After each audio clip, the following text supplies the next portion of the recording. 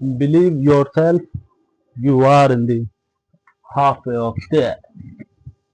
तो ये कोट मैंने इसलिए बोला है कि आप जो भी कर रहे हैं उस पर करते रहिए, एक दिन आपको सक्सेस जरूर मिलेगी. Definitely you will get success at any cost someday. So today I will read this book Atomic Habit, a chapter of third. Yesterday we have completed the chapter second. Now we are reading chapter third. And third chapter is how to build better habits in four simple steps. Let's get started. Before started, I would like to request you again. I am not here to teach you. I am here to learn from you guys, and this is the channel name Learning Partners. So I want to make a community where we can learn together. So I have mentioned a number in description box. A number is 98739767739. So if you really feel that we can help each other, not financially, and just making a community where we can share our thought, how to improve our communication, how to get successful in life. क्योंकि ऐसा होता है हमारे पास में ideas बहुत सारे होते हैं, बट एक वो प्लेटफॉर्म नहीं मिल पाता है, वो थॉट प्रोसेस वाला सेम माइंड नहीं मिल पाता जिसके साथ हम ये सारी चीज़ें शेयर कर सकें. That's why I am trying to get we all in a one platform that we can discuss together towards the success. तो नंबर मिलेगा, आप डेफिनेटली उधर मैसेज कीजिए, I reply. So chapter third of atomic book, how to build better habits in 4 simple steps. In 1898, a psychologist named Edward Thornick conducted an experiment that would lay the foundation for our understanding of how habits form and the rules that guide our behavior. Thornick was interested in studying the behavior of animals, and he started by working with cats. He would place each cat inside a device known as a puzzle box.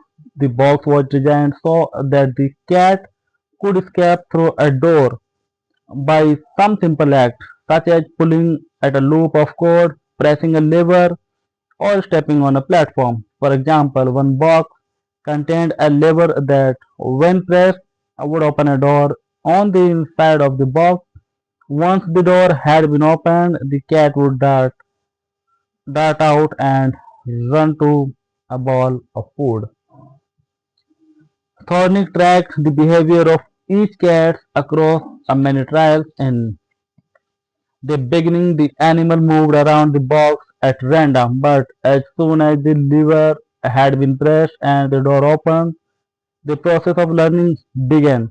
Gradually, each cat learned to associate the action of pressing the lever with the reward of escaping the box and getting to the food. During the first 3 trials, the cat escaped in an average of 1.5 minutes. During the last 3 trials, it escaped in an average 6.3 seconds. With practice, each cat made fewer errors and their action became quicker and more automatic. Rather than repeat the same mistake, the cat began to cut straight to the solution.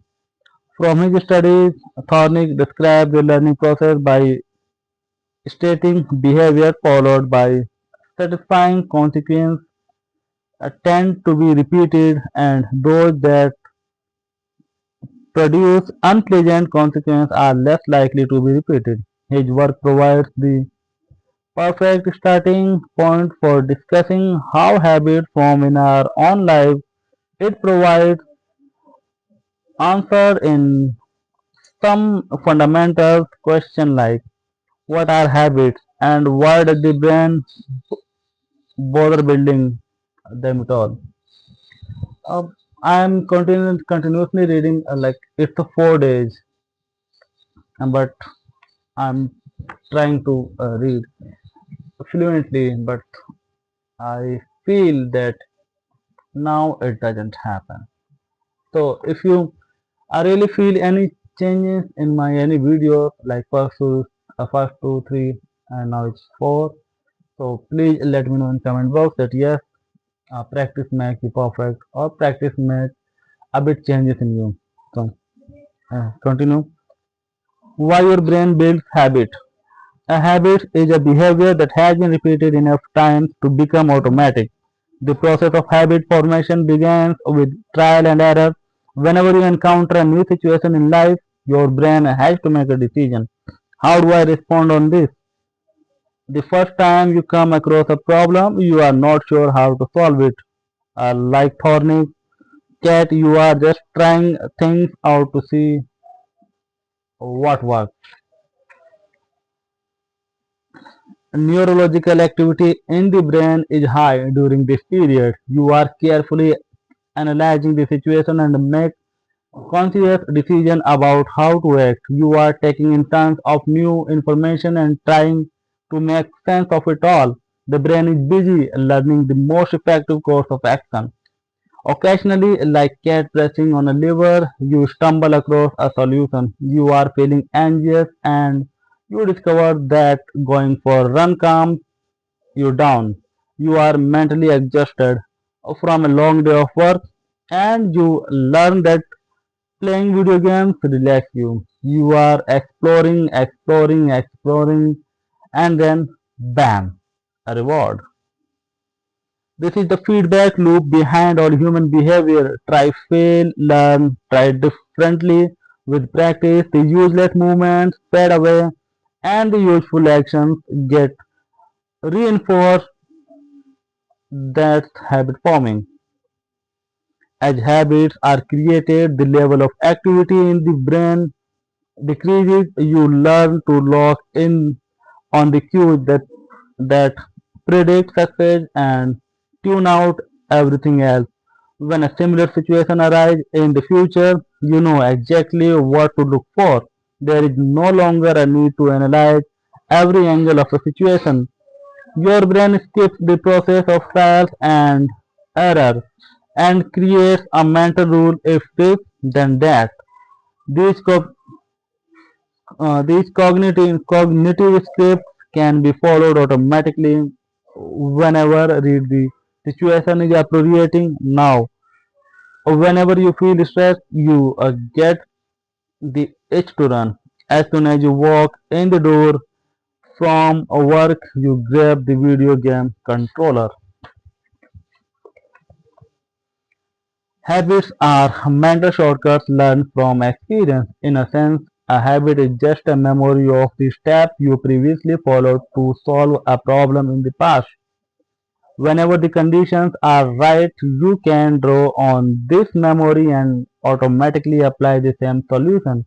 The primary reason the brain remember the past is to better predict what will work in the future. तो ऐसा नहीं है कि मैं सिर्फ ये book read कर रहा हूँ, बट अगर आप इसको केयरफुली सुनेंगे तो इसके अंदर के जो थॉट प्रोसेस है they will definitely help you in the future. And मैं ऐसे ही और भी बुक्स हैं मेरे पास जिसको हम आगे कंटिन्यू रीड करते रहेंगे और अपने आप को 0.1% इम्प्रूव करते रहेंगे as we learn in yesterday chapter. So habit formation is incredibly useful because the conscious mind is the bottleneck of the brain. It can only pay attention to one problem at a time.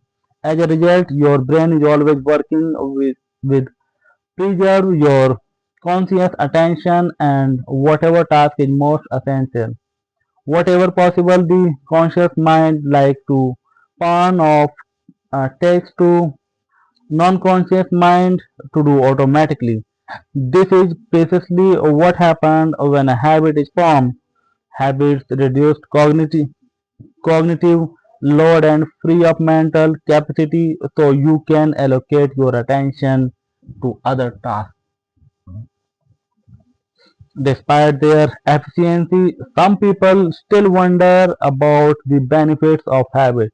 The argument goes like this: will habit make my life dull?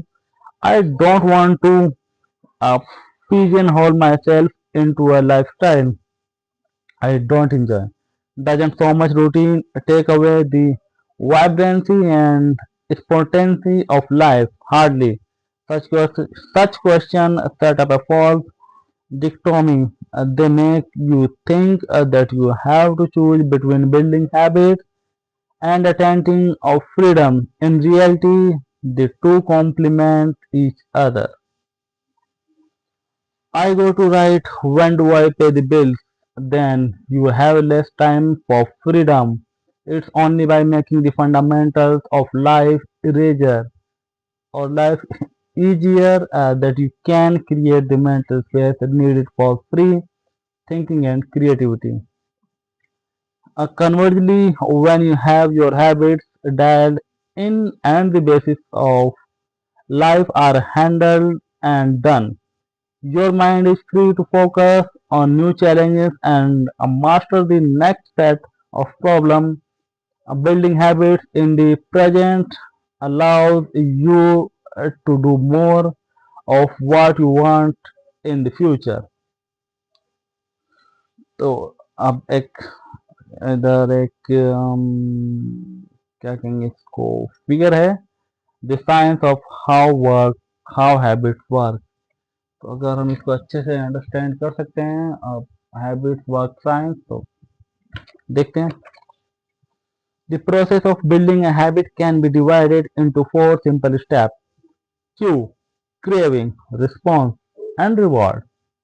Breaking it down into these fundamental parts can help us understand what a habit is, how it works, and how to improve it. अब figure मैंने अभी आपको दिखाया। This four steps pattern is the backbone of every habit, and your brain runs through these steps in the same order each time. First, there is the cue. The cue triggers your brain to initiate behavior. It is a bit of information that predicts a reward. Our prehistoric ancestors were paying attention to cues that signaled the locations of primarily rewards like food, water, and sex. Today, we spend most of our time learning cues that predict secondary rewards like money and fame, power and status, praise and approval, love and friendship, or a sense of personal satisfaction. Your mind is continuously analyzing your internal and external environment for hints of where rewards are located because the cue is the first indication that we are close to a reward. It naturally leads to a craving. Now, craving. Craving are the second step and they are the motivational force behind every habit. Without some level of motivation or desire, without craving a change, we have no reason to act. What you crave is not the habit itself, but the change in state it delivers. You do not crave smoking a cigarette. You crave the feeling or a relief it provides. You are not motivated by brushing your teeth, but rather by the feeling of a clean mouth. You do not want to turn on the television. You want to be entertained. Every craving is linked to a desire to change your internal state. This is an important point that we will discuss in detail later. The third step is the response. The response is the actual habit you perform, which can take the form of a thought or an action. Whether a response occurs depends on how motivated you are and how much friction is associated with the behavior. If a particular action requires a more physical or mental effort, then you are willing to expend the simple. But a habit can occur only if you can capable of doing it. If you want to drink, if you want to dunk a basketball but can't jump high enough to reach the hoop, well, you are out of luck. Finally, the response delivers rewards. Rewards are the end goal of every habit. The cue is about notice, the reward, the craving is about wanting the reward, the response is about obtaining the reward. We chase reward because because they serve two purpose. They satisfy us and they teach us two purpose. Um, if a behavior is insufficient in any of the four stages, it will not become a habit. Eliminated the cue, and your habit will never start. Reduce the craving, and you won't experience enough motivation to act. Make the behavior difficult, and you won't be able to do it. And if the reward fails to satisfy your desire, then you will have no reason to do it again in the future. Without the first three steps, behavior will not occur. Without all four, a behavior will not be repeated. Again, there is the habit loop figure. You can see. In summary, the cue triggers a craving which motivates a response which provides a reward or which satisfying the craving and ultimately becomes associated with the cue. Together, these four steps form a neurological feedback loop: cue, craving, response, reward. This four-step process is not something that happens occasionally, but rather it is an endless feedback loop that is running and active during every moment you are alive. Even now, the brain is continually scanning the environment, predicting what will happen next, trying a different response, and learning from the result. The entire process is completed in this split second, and we use it again and again without realizing everything that has been packed into the previous movement. We can split these four steps into two phases: the problem phase and the solution phase. The problem phase includes the cue in the craving, and it is when you realize that something needs to change. The solution phase includes the response and the reward, and it is when you take action and achieve the change you desire. Um, Problem phase and solution phase. Yeah. First, cue and craving is comes under problem phase, and response and reward will under solution phase. Yeah, you can see the image. All behavior is driven by the desire to solve a problem. Sometimes that problem is that you notice something good and you want to obtain it. Sometimes the problem is that you are experiencing pain and you want to relieve it. Either way, the purpose of every habit is to solve the problem you face. In the table on the following page, you can see a few examples of what this looks like in real life. Imagine walking into a dark room and flipping on the light switch. You have performed this simple habit so many times that it occurs without thinking. You proceed through all four stages in the fraction of a second. The urge to act strikes you without thinking. By the time we become adults, we rarely notice the habits that are. And there is again a table of our habits. Please take a screenshot and study steadily. The four laws of behavior change. In the following chapter, we will see time and again how the four stages of cue, craving, response, and reward influence nearly everything we do each day. But before we do that, we need to transform these four steps into a practical framework that we can use to design good habits and eliminate bad ones. I refer to this framework as the four laws of behavior change, and it provides a simple set of rules for creating good habits and breaking a bad ones.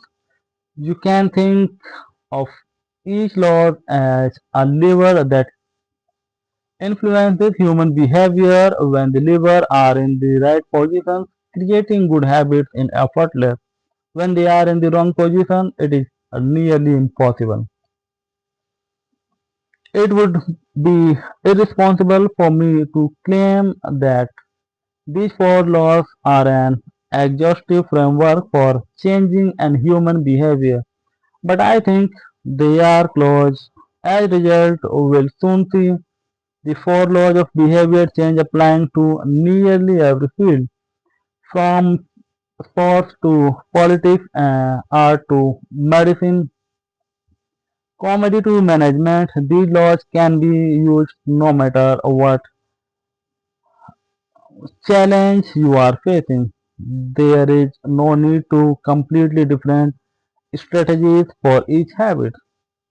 Whenever you want to change your behavior, you can simply ask yourself, how can I make it obvious? How can I make it attractive? How can I make it easy? And how can I make it satisfying? If you have ever wondered, why don't I do what I say I am going to do? Why don't lose the weight or stop smoking or save for retirement or start the side business? Why do I say something is important but never seem to make time for it? The answer to those questions can be found somewhere in these four laws.